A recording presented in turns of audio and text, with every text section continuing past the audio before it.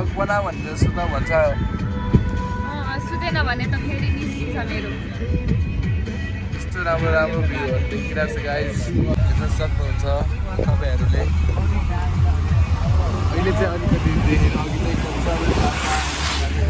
नै गाइज हामी चाहिँ पुगिसक्यो है पुग्यो मैले यो चाहिँ सुत्दै भयो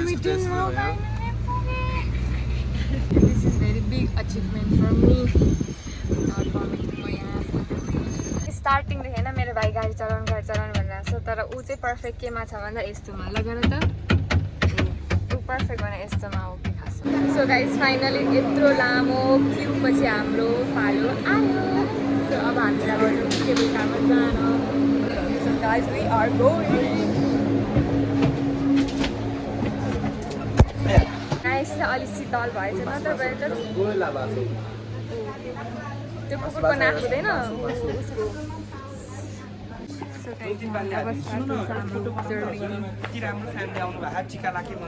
गाइज हामीलाई स्क्याम भयो के स्क्याम भन्दाखेरि चाहिँ आई थट होइन यो सबैको साइड 150 होला सोचेको होइन मैले चाहिँ अनि फर्किँदा पैसा दिँदा नि हुन्छ भने किन त्यस्तो ट्रस्ट हो र भनेको त लास्ट फर्किँदा यो टोकरी फिर्ता दिनुपर्ने रहेछ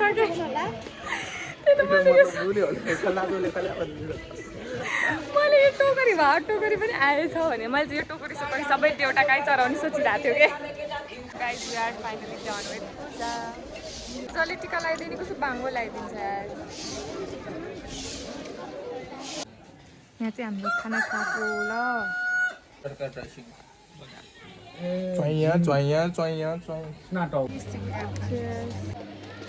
गाइज हेर्छ मेरो भाइले आइसुमेर नि खानु जानु सक्दैन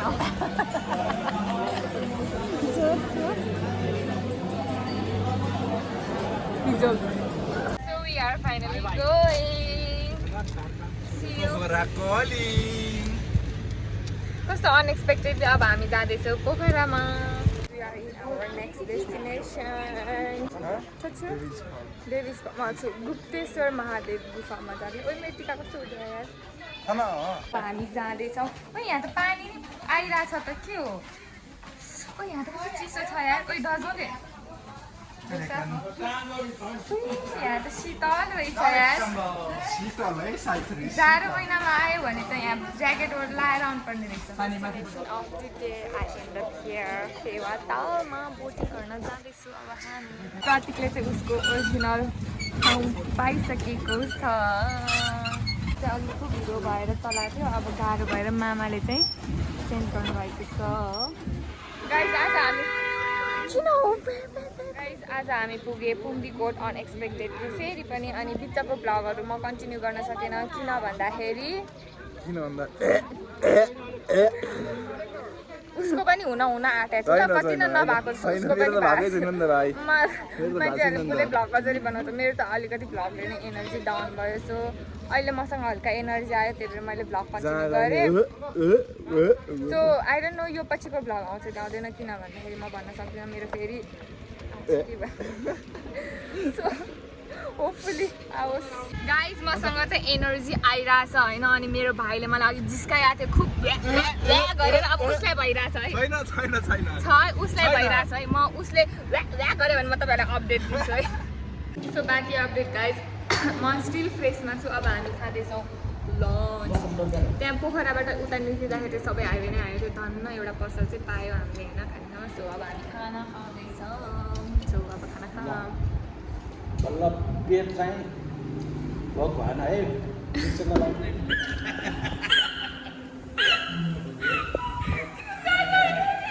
भन्दाखेरि मामाले चाहिँ मामा जहिले पोखरा आइरहनुहुन्न गाडी चलाएर अनि अर्को मामाको कुरा के भने चाहिँ गाडी चलाएर आएपछि त थाहा हुनुपर्छ कहाँ खाने कुरा भनेर होइन त्यही भएर त्यही कुरामा हामी हाँसेको ल तर धन्न एउटा हाइवे भए पनि एउटा कस्तो चाहिँ पाइहाल्दैन गाइस मलाई चाहिँ होइन खासमा मनोकामना मात्र जाने एक दिन मात्र हो भनेर ल्याएको अहिले मनोकामनाबाट पोखरा पुगेर आइसकेँ फेरि यहाँ होइन अझ कुन झरा नजाने भनेर अझ यहाँ कुरा हुँदैछ मसँग एक त लुगा पनि छैन झरो guess where I am again guy I am at Jalbire चितवनको जलबिरेमा पनि पुगेँ गाइज म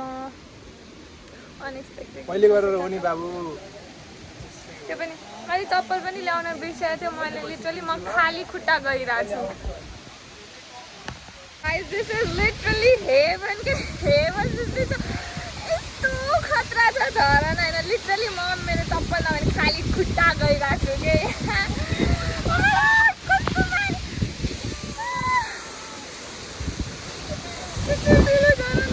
I miss my चप्पल मेरो सर्ट्सहरु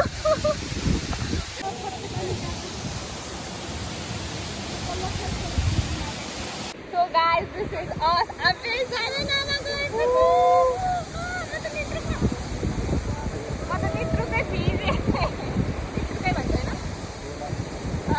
So let's go.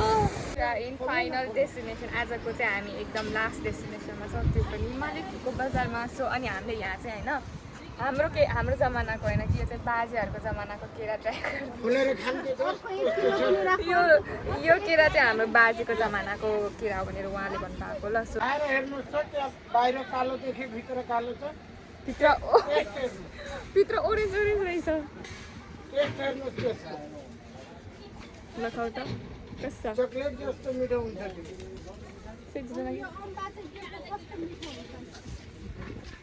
आम्बा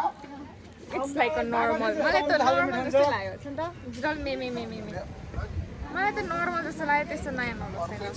अर्कै कस्तो तिम्रो छैन मलाई चाहिँ लाइक normal केरा जस्तो लाग्यो लाइक के सिकाउँछ डन जज बुक बाइ इट्स कभर केरा बाहिरबाट कालो भयो भने भित्र एकदम मिठो हुन्छ ल सानै त्यो जस्ट हामीले देखाउन गर्नु भएको हो ल अब मालिकको माछा खाएर यहाँबाट माछा खाएर अब चाहिँ हामी जाँदैछौँ further first guys we are finally home thank you for watching bye bye guys